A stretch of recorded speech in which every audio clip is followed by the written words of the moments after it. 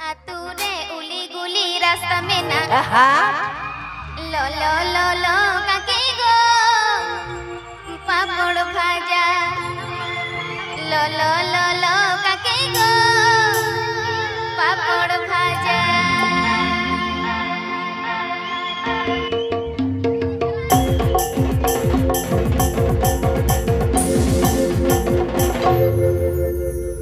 केसिया आतुरे उली गुली रास्ता में ना केसिया आतुरे उली गुली रास्ता में ना लो लो लो लो काके गो पापड़ भाजा लो लो लो लो काके गो पापड़ भाजा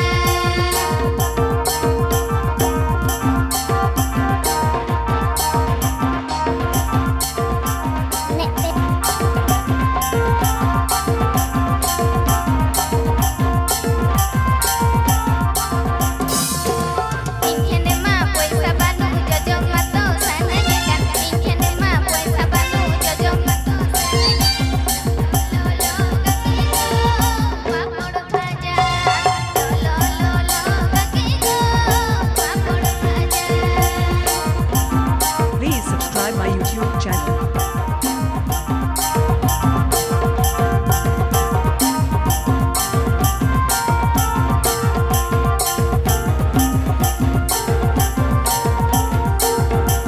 केसिया आतुरे उली गुली रास्ता में ना केसिया आतुरे उली गुली रास्ता में ना लो लो लो लो काके गो पापड़ भाजा लो लो लो लो काके गो पापड़ भाजा